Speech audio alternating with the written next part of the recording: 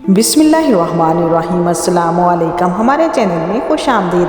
आज मैं बहुत खुश था। मेरी ज़िंदगी बहुत ही मेहनत करने के बाद ये दिन आया था।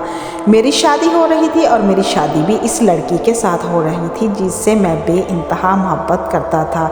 वो मेरी बचपन की पहली चाहत थी जो अब तक मेरे दिल में मौजूद थी। मेरी शादी की रस्में अंजाम को पहुंची। मैं खुश था कि मिलन की घड़ी बस अब करीब ही है, मगर मैं नहीं जानता था कि मुझ पर आगे जाकर कौन सी क़यामत बीतने वाली है। मेरा दिल बहुत बेदर्दी से टूटने वाला था। मेरी माँ के चेहरे पर आज अलग ही चमक थी, होती भी क्यों ना। आखिरकार इसके बेटे की शादी थी और इसके बेटे को इसकी मोहब्बत मिल रही थी। मेरी माँ का इस कदर ज़्यादा खुश होना तो बनता था। वो खुशी खुशी सब शादी की तैयारियों में मसरूफ़ थी, इस बात से अनजान के जिस खुशी को इतने दिल से मना रही है वो तो बहुत आर्जी और वक्ती है। मेरी शादी अंजाम पा गई और जब मैं अपनी बीवी के कमरे में गया तो उसने मुझे अपने पास आने से मना कर दिया। मैं इसकी बात सुनकर हैरान रह गया। मुझे लगा शायद वो घबरा रही है, इसीलिए मुझे अपने पास नहीं आने दे रही, या हो सकता है कोई और मसला हो। इसको बताते हुए वो शर्मा रही है क्योंकि अभी तो हमारी शादी की इब्तदाई दिन थे।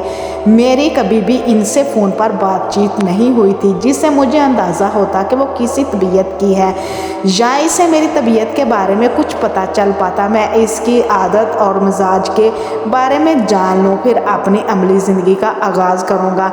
मैं यही सब बातें सोचकर दिल को तसल्ली दे रहा था, मगर क्या मालूम था कि मेरे साथ आगे क्या होने वाला है। आज भी मैं अपनी बीवी के करीब जाना चाह रहा था, मगर वो टाल मटोल से काम ले रही थी और मुझे करीब आने नहीं दे रही थी। मैं कब तक अपने आप पर ज़ब्त करता। मेरी जज्बात को किसी भी तरह से तस्कीन नहीं दे रही थी, बल्कि मेरी तो और भी ज़्यादा बढ़ा रही थी। मुझे इस पर किसी किस्म वक़्त बहुत गुस्सा आता, मगर मैं सब्र कर जाता। वो मुझसे उम्र में भी छोटी थी, शायद यही वजह थी वो शर्मा रही थी। मैंने सोचा मैं प्यार मोहब्बत से पहले इसका इत्मीनान हासिल करूँगा और इसको अपनी मोहब्बत से इतना मजबूर कर दूँगा कि वो खुद ही मेरे पास आएगी, क्योंकि मुझे मालूम था कि निकाह में बहुत ताकत होती है। निकाह से लोग के जिस्म ही नहीं बल्कि रूहें भी बन जाती हैं। मैंने ये बात अपनी अम्मी को या घर में किसी और को नहीं बताई थी, क्योंकि ये मियाँ बीवी एक दूसरे का लिबास होते हैं। आज मैं इसका पर्दा रखता तो कल को वो मेरा पर्दा रखेगी। अगर इसका ऐब मैं लोगों में बयान कर देता तो ये इसे सब के सामने पहली बात करने वाली बात होती, और एक दूसरे के ऐब रखना यही तो अज़दवाजी ज़िंदगी का असल हुस्न होता है। हालात चाहे कैसे भी हों, एक दूसरे का साथ कभी नहीं छोड़ना चाहिए। अगर इस मोड़ पर मैं इसके साथ ज़बरदस्ती करता तो ज़बरदस्ती इसको हासिल करने की कोशिश करता तो सारी ज़िंदगी इसको ये बात याद रहती और इसके दिल में अपनी कदर अपना मकाम खो देता। इसीलिए मैंने सोचा था कि मैं प्यार से इसे अपनी तरफ माइल करूँगा। इसके साथ अमली तल्लुकात बनाने के लिए पूरी ज़िंदगी पड़ी थी।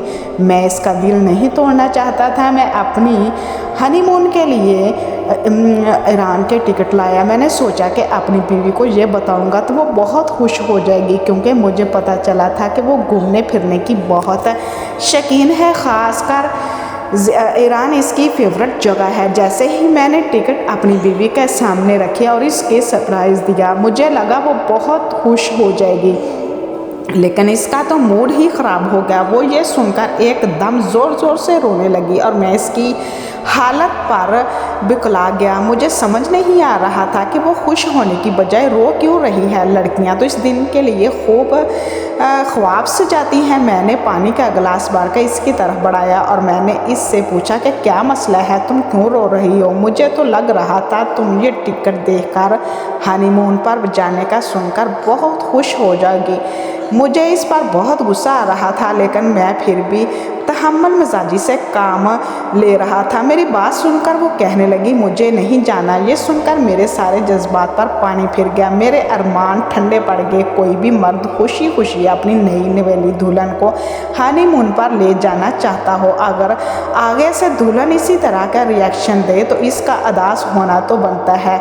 कुछ ऐसी ही हालत मेरी थी। मैं बहुत अदास हो गया था। मुझे इसके चेहरे से महसूस हो रहा था कि वो सिर्फ बहाना बना रही है, लेकिन मैं फिर भी इस ख्याल को झटक गया। मैंने इससे न जाने की वजह पूछी तो इसने यही कहा कि मैं अपने वालिदैन के बगैर इतने दिन रह नहीं सकती। मैं कभी भी अपने वालिदैन से इतना दूर नहीं रही हूँ और अभी भी मुझे अपने वालिदैन की बहुत याद आती है। हालांकि जब से शादी हुई है रोज़ वो बहाने से अपने वालिदैन के घर जाती थी और फिर मैं इसको लेने आता था तो इसका चेहरा उतरा हुआ होता था। इसकी माँ इसे बहुत समझाती थी और मैं शर्मिंदा हो जाता था कि मैं इसको इतना प्यार दे रहा था, इतनी मोहब्बत निछावर कर रहा था, लेकिन वो थी कि बेरुखी अख्तियार किए हुए थी। इसकी जगह कोई और लड़की होती तो वो इतनी मोहब्बत पाकर खुशी से पागल हो जाती। मैं बहुत खुदगर्ज पढ़ा लिखा, मैं बहुत गबरू पढ़ा लिखा और रोज़गार था मेरे एक इशारे पर लड़कियां मुझसे शादी करने के लिए तैयार हो जाती थी। लड़कियां मेरे आगे पीछे फिरती थी, लेकिन मैंने अपनी सारी मोहब्बत अपनी शरीक हयात के लिए बचा कर रखी थी, जो मेरी बचपन की मोहब्बत थी। एक इंसान जो सारी ज़िंदगी अपने शरीक हयात के लिए अपने जज्बात अपनी मोहब्बत संभाल कर रखे और जब इसकी शादी और इसकी बीवी मोहब्बत के जवाब में इससे मोहब्बत ना दे और इसे अपने करीब ना आने दे तो इस इंसान पर क्या बीती होगी। मेरा दिल बुरी तरह से टूट चुका था। मैंने इसे हर तरह से समझाने की कोशिश की, लेकिन वो नहीं मानी। बस जिद थी। मेरा मूड सख्त ख़राब हो चुका था। मैंने फ़ोन पर टिकट कैंसिल करवा दिए। ये तो शुक्र है कि मैं सबसे पहले अपनी बीवी को सरप्राइज़ देना चाहता था, मगर मैंने घर में किसी और को बताया नहीं था कि मैं अपनी बीवी को हनीमून पर लेकर जा रहा हूँ। अगर मैं सबको बता देता मेरी बीवी मेरे साथ चलने पर तैयार ही नहीं होती तो मेरी कितनी बेइज्जती होती। इंसान को अपनी इज़्ज़त बचाने के लिए चुप रहना पड़ता है। मैं अपनी बीवी को इससे ज़्यादा फोर्स नहीं कर सकता था। जब वो जा नहीं रही थी, राज़ी ही नहीं थी, बिल्कुल वो खुश नहीं थी, तो मैं इसलिए लेकर क्या जाता। वहाँ भी वो इसी तरह मुंह बनाकर रहती। इससे अच्छा था मैं ट्रिप कैंसिल कर देता। मेरा दिल सख्त मायूस हो चुका था। 2 दिन तक मैंने भी खामोशी अख्तियार की। मैंने इससे कोई बात नहीं की, चुपचाप आके कमरे में सो जाता या अपने मोबाइल पर मसरूफ़ रहता।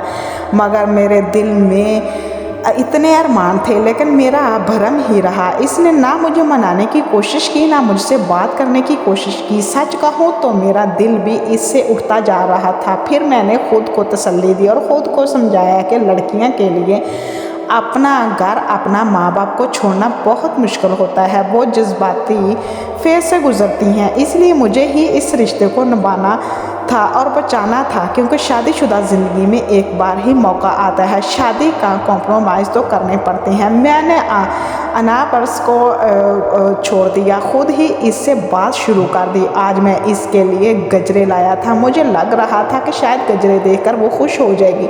मैं इसकी छोटी छोटी ख्वाहिशें पूरी करना चाहता था ताकि इसको एहसास हो, मेरी मोहब्बत की कदर हो और जल्दी से इस घर में रच बस जाए। मगर ये तो मेरी ख्याली थी। मैं बहुत ज़्यादा गलत उम्मीद बांधे हुए था। अम्मी को आराम करते देखकर मैं अपने छोटे भाई के कमरे की तरफ बढ़ा। वहाँ से आने वाली आवाज़ों ने मुझे मतवज्जा किया और जब कमरे में दाखिल हुआ तो सामने का मंजर देखकर मेरी रूह लर्ज गई, क्योंकि मेरी वो बीवी जो मुझसे कतराती रहती थी, जिसके ग्रेस को मैं शर्म हिजा समझता था, अब वो मेरे लिए ही मेरे छोटे भाई के साथ तलकात बना रही थी। मैं आंखें मल मल के इन दोनों को देख रहा था, खुद को यकीन दिला रहा था कि नहीं, ऐसा नहीं हो सकता। बचपन से मैं जिसकी मोहब्बत को दिल में संभाले हुए था वो इस कदर धोखेबाज नहीं हो सकती। मैंने बहुत सी दुआएं और मिन्नतें मुरादें मांग कर इसे पाया था, मगर शायद इसकी वफा या मोहब्बत मेरी किस्मत में नहीं थी। यह सारा कसूर ही मेरा था। मेरी दुआओं में कोई कमी रह गई थी। मैं अपने कमरे में बैठा था और फूट फूट कर रो रहा था। कसम की सारे एक जब से मेरी शादी हुई थी कोई एक ऐसा दिन नहीं था कि मैंने भरपूर तरह से खुश हुआ हूँ। हर रोज़ कोई ऐसी ही नई बात होती थी। ऐसा कुछ हो जाता था कि मेरा बहुत मूड ख़राब हो जाता, मगर मैं खुद को तसल्ली दिलासे दे देकर अब थकने लगा था। इस शादी से मुझे क्या हासिल हुआ?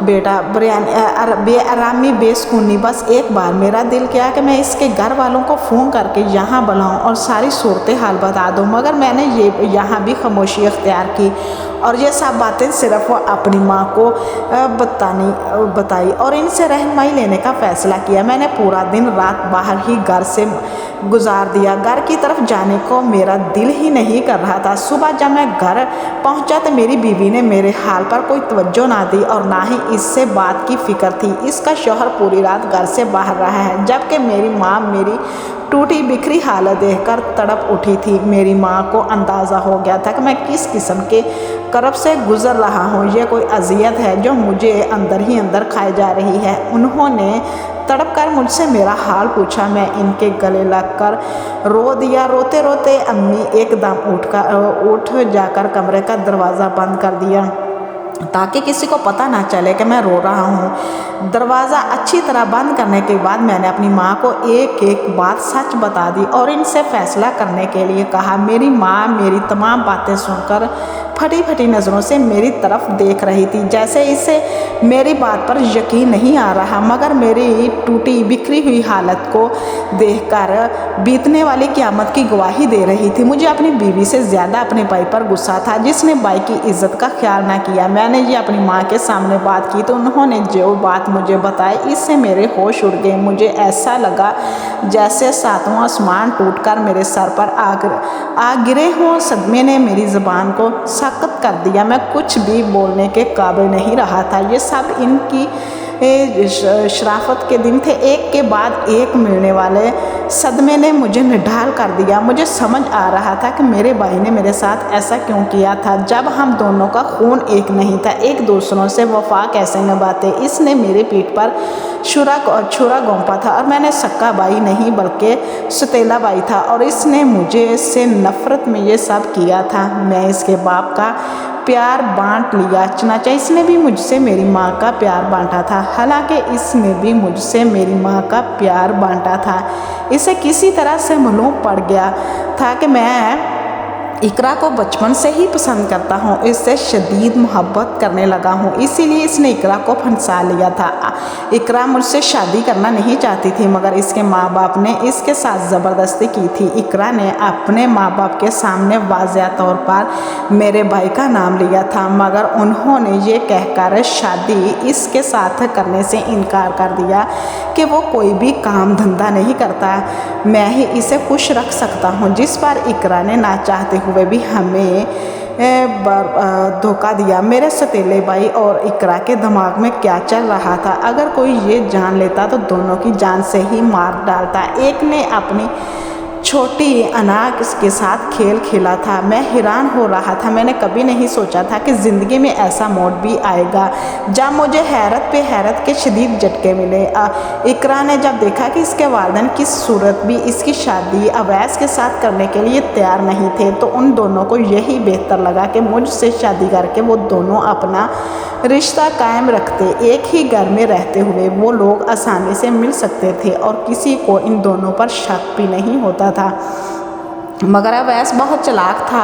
इकरा को मालूम नहीं था कि वो इसे अपनी जाल में फंसा रहा है, मेरी नफ़रत में ये सब कर रहा है। इसने इकरा को पट्टी पढ़ाई थी कि तुमने अपने शौहर के करीब मत आने देना, बहुत जल्द हम दोनों एक हो जाएंगे, इसे हटाकर खुद शादी कर लेंगे और एक हो जाएंगे। इसीलिए इकरा मुझसे दूर दूर रहती थी। ये बात मेरे लिए शदीद तकलीफ़ का बायस बनी थी, जिससे मैं भाई समझता रहा। इसने मुझे कहीं का नहीं छोड़ा था।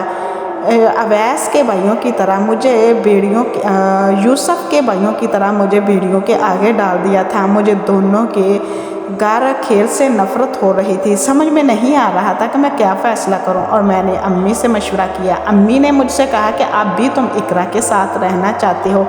मैंने कहा नहीं, हरगिज़ नहीं, मैं इकरा के साथ एक पल भी नहीं रह सकता। इसने मेरी नाकदरी की है, मेरे जज्बों और मेरी मोहब्बत को ठकराया और मुझसे बेवफाई करके मेरे निकाह में होते हुए किसी और के साथ अफेयर चलाया। ऐसी लड़की के साथ मैं बिल्कुल भी नहीं रह सकता। मैंने अपने गुस्से को ज़ब्त करके अम्मी को अपना फ़ैसला सुना दिया और अगले ही दिन मैंने इकरा को तलाक दे दी।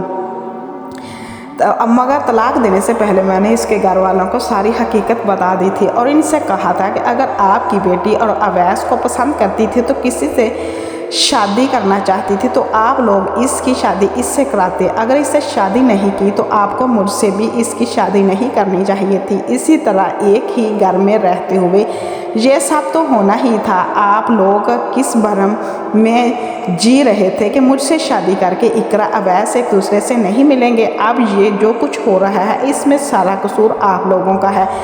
मज़ीद इकरा के साथ अब नहीं रह सकता, मैं इसको तलाक देता हूँ। मुझे इकरा के वालिदैन को बहुत दुख हो रहा था मगर मैं ख़ुद को मज़ीद इस अजियत में नहीं रख सकता था।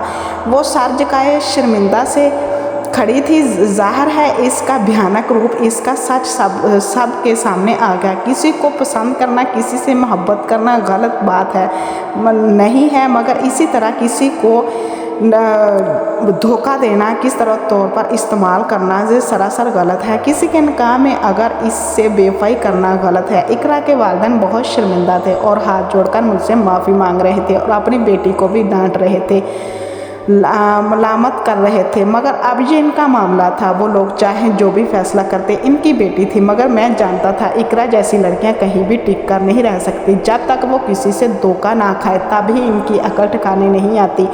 अब ये लोग फिर से ज़ोर ज़बरदस्ती इकरा की शादी किसी और से करा देते, अपनी इज्जत बचाने के लिए इकरा का सच सबसे छुपाते और इल्ज़ाम ससुराल वालों पे डाल देते, क्योंकि अक्सर बेटियों के माँ बाप अपनी बेटी का पर्दा रखने के लिए ऐसा ही करते हैं। मगर इकरा के दिल में तो अवैस बसा हुआ था। इन लोगों का मिलना, फ़ोन पे बात करना सब वैसे ही चलता रहा। अवैस इकरा को इसी तरह पागल बनाता रहा और इसी से फ़ायदा उठाता। लेकिन मैं चाहता हूँ अवैस इकरा से कभी भी शादी नहीं करेगा। अवैस मेरी और मेरी माँ की नफ़रत में आकर इसे मोहब्बत का डोंगर चाह रहा था। मगर जब इन दोनों का सच मुझे पता चल गया और मैंने इकरा को तलाक दे दी तो अब अवैस भी इकरा से कौन सा राब्ता रखना चाहता था। इकरा से मुसलसल फ़ोन करती रहती, मिलने के लिए बुलाती, लेकिन अवैस ने इसको मुकम्मल तौर पर नज़रअंदाज कर दिया था। अब इसके चेहरे पर कोई शर्मिंदगी नज़र नहीं आ रही थी। वो शुरू से ही ऐसा है, ठीक था।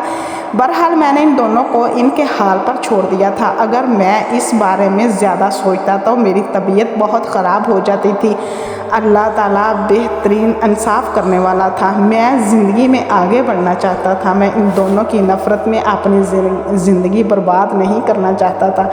मैं अपनी माँ का अकलौता बेटा था, मुझे इनके सारे ख्वाब पूरे करने थे। मैंने अवैस से कहा कि अब हम लोग साथ नहीं रह सकते, तुम पापा का ये घर बेच दो और इनको जो भी प्रॉपर्टी है वो सब बेच दो और अपना हिस्सा रख लो, मुझे मेरा हिस्सा दे दो। अवैस तो शायद चाहता ही यही था। फौरी इस बात के लिए राज़ी हो गया। हम दोनों ने बंटवारा कर लिया। मैंने अपने हिस्से से अपने लिए 2 कमरों को घर ले लिया, जिसमें मैं और अपनी माँ के साथ रहता था। मेरी माँ ने अपनी भांजी का रिश्ता मुझसे तय किया। वो लोग सारी हकीकत जानते थे और ये भी जानते थे कि इन सब में मेरा कोई कसूर नहीं था। इन लोगों की शुरू से ही ख्वाहिश थी कि मुझे अपना दामाद बना लें, मगर मैं ही इकरा की मोहब्बत में मरा जा रहा था। खैर, जहाँ इंसान का नसीब लिखा होता है वही होता है, वो होके ही रहता है। नसीब भी शायद मेरे हिसाब से लिखा था। से शादी करके मुझे एहसास हुआ कि बीवी का सुख किसे कहते हैं। यमुना मेरा बहुत ख्याल रखती थी। इसने मेरे घर आकर घर को जन्नत बना दिया, मुझे औलाद जैसी नेमत से नवाजा। सबसे बड़ी बात यह कि वो मेरे सुकून का बायस बनी थी। अल्लाह की तरफ से मेरे लिए इनाम था। वो एहसान अपनी हरकतों से बाज नहीं आता। हाँ, ये था कि बंटवारे के बाद हम दोनों के रास्ते अलग हो गए थे। इकरा ने बुरा वक्त अक्ल से काम लिया। अवैस के बदले हुए रवैये को देखकर इसने अपने वालिदैन की मर्ज़ी से दूसरी शादी की और अब अपना घर बसा रही है। वरना इसी तरह की कई लड़कियाँ लड़कों को धोखे में आकर अपनी ज़िंदगी बर्बाद कर बैठती हैं, पागल हो जाती हैं या फिर खुदकश कर लेती हैं, या फिर धोखे से इनको कोठे की ज़ीनत बना दिया जाता है। पहले बड़े बड़े कहते हैं कि औरत जब तक हर 4 दीवारी में रहे तब तक महफूज है, मगर मेरा मानना है कि अब तो औरत घर की 4 दीवारी में भी महफूज नहीं। मोबाइल फ़ोन, इलेक्ट्रॉनिक मीडिया की वजह से ये फितना हर जगह फैला हुआ है। अब लड़के लड़कियां फेसबुक, इंस्टाग्राम, व्हाट्सएप एक दूसरे से राब्ते से रखे हुए हैं और मौका मिलते ही घर से बाहर भी मुलाकातें होने लगती हैं। मैं किसी को जज नहीं कर पाया, बस अपना नज़रिया बता रहा हूँ। एक तरफ तजर्बे से गुजरने के बाद मैंने यही मुशाहदा किया था। मैं अपने रब का बहुत शुक्रगुजार हूँ जिसने बुरे वक्त मुझे इतने बड़े धोखे से बचा लिया, वरना अवैस और इतना इकरा से कुछ बेवैध नहीं था। मेरी जान भी ले सकते थे बस अपने नफ्स की तस्कीन के लिए। अल्लाह ताला से दुआ है हम सब की कोताहियाँ गलतियाँ माफ़ कर दें, आमीन। प्लीज़ हमारे चैनल को सब्सक्राइब करें ताकि आपको अच्छी वीडियो सुनने को मिले। अल्लाह हाफिज़।